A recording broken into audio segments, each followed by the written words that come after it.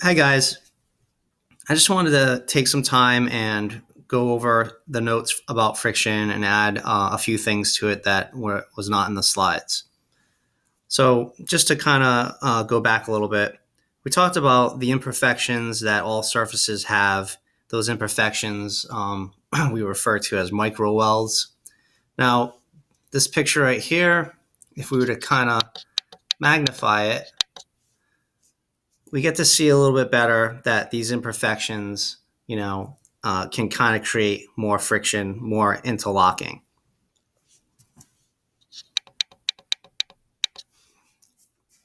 So just to kind of take this little section here and, magnify it for a second and exaggerate. I mean, this is basically what we have. One surface has its peaks and valleys, and the other surface has its peaks and valleys. Now, those microwells, those peaks and valleys, are the things that interlock and cause friction. The more you can get them to interlock, the more friction you're going to have. And again, that's a characteristic property of the material you're talking about. So that characteristic property we refer to as mu. Okay? So this material will have its own mu, and this material will have its own mu. Now, when they're in contact, that's what determines the mu between the two. All right. So when you look into a table, tables will say something like the mu for a rubber tire on concrete. All right, you'll get a certain value of mu for that. That same rubber tire on ice is going to have a different mu, and so on. Right. Now, the other way that I like to think about these microwelds and mu and friction is if you kind of like imagine your fingers, right? You have the peaks, and then in between you have your valleys. So surfaces interlock together like this, and that's what causes friction. Now, we mentioned in the slides that static friction is always greater than kinetic friction. And if you imagine like these are the surfaces and they want to slide past each other like this, right? When you're at rest, then the weight and gravity gets to kind of pull the surfaces together, and the static friction, it really gets to interlock. Now, if I want to slide the surfaces this way, okay, when I start adding a force, eventually the microwelds come apart and it slides. Now, while it's sliding, if you kind of look, they only get a chance to interlock a little bit. Okay, so that's kinetic friction.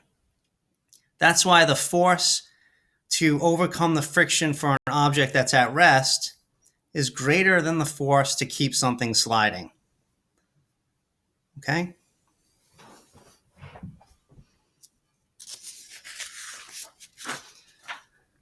Now, let's pretend that we actually could have two completely smooth surfaces. All right, so just for a minute, imagine that these two surfaces, even if we magnify them as much as possible, would be completely smooth without any imperfections or physical microwelds. Okay? We would still have friction because on an electromagnetic level, that interaction is going to cause friction. Okay? All matter is made of protons and electrons. It's made of atoms.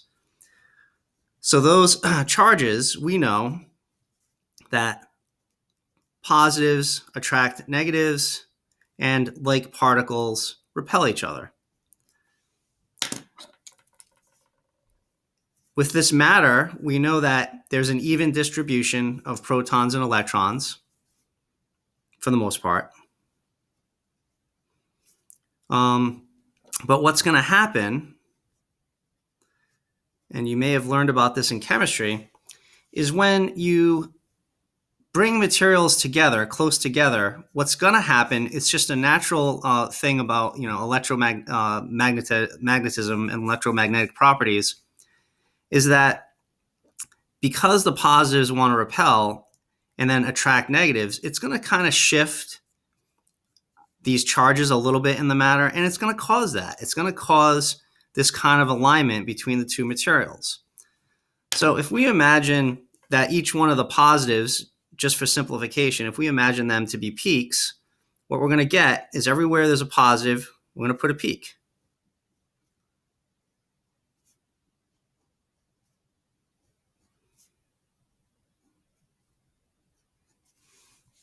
So essentially, we have microwelds.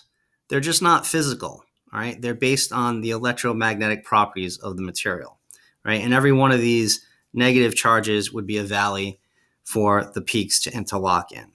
Okay, so it's the same thing. You cannot have matter and not have friction. Okay, resistance in motion based on the properties of the material.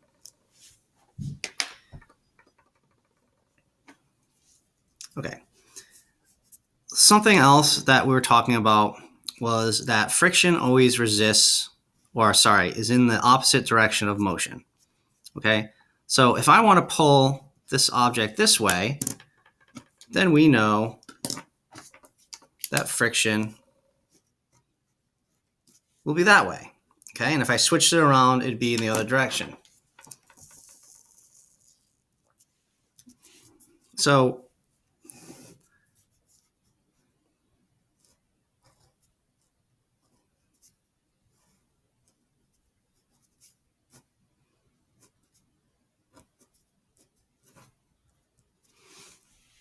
if this person right here is running in that direction, which way is friction? All right. Think about that for a second. If you want, pause the video. Now, most of you would be thinking, the previous example, the object itself is moving in that direction. Friction is opposing the motion. But you have to look at the materials that are in contact. Okay? The foot is propelling the body in that direction. So how is this foot going to make the body here go in that direction? Well, the foot must be pushing on the ground that way. Okay, so the foot is pushing on the ground that way, which means friction is this way. Okay, so friction is in the same direction as the motion of the body, but the force that's acting between the two surfaces is in the opposite direction of friction. So just pay attention to that on a quiz or test or anything like that. You have to really pay attention to the surfaces that are in contact and how is that surface trying to move in relation to the other one. That's how you determine the friction.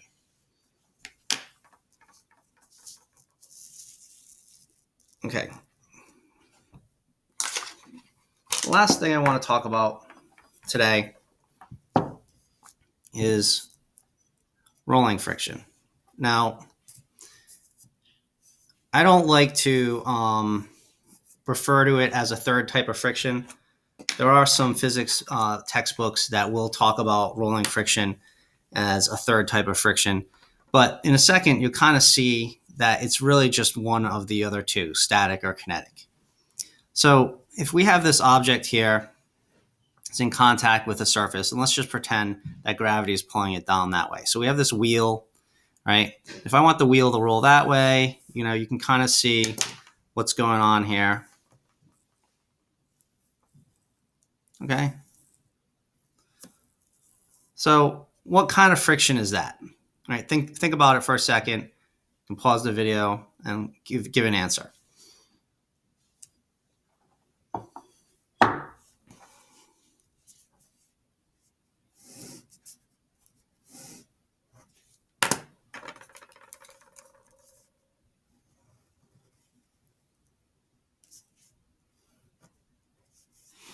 All right.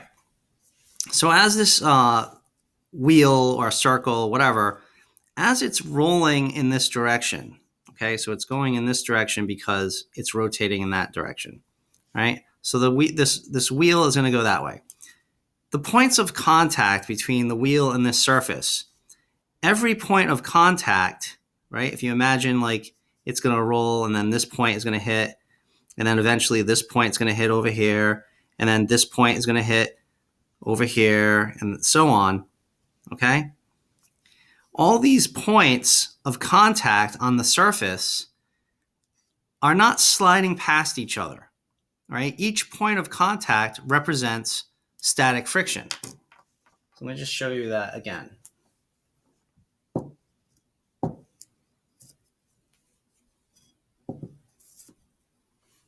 Right, so as this wheel rolls across the surface, each point of contact between the wheel's surface and this object, the ground, they're stationary as the wheel is moving past it, right? The object is moving past it, but the points of contact for the surface are at rest with each other. So this is actually static friction, okay? The only way you get kinetic friction is if the wheel locks and it slides across.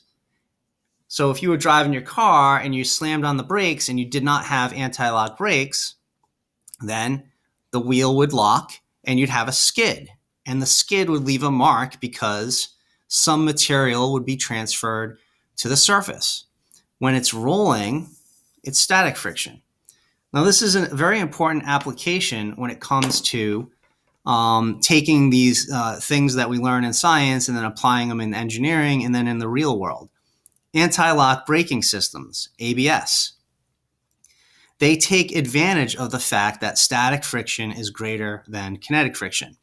So when you slam on your brakes and you have ABS, as soon as the car feels that tire starting to lock and skid, it releases the brake to that tire until that tire grips the road again, because it knows that when it grips the road with static friction, it'll have more force, more friction to slow the car down and bring it to rest in a shorter distance, which is much safer than slamming on the brakes and skidding. If you were to skid to rest, you'd go further, and that would be more dangerous in a situation where, somebody's life, is on the line. Okay, so those are some of the things I wanted to add for friction. All right, have a good day, guys.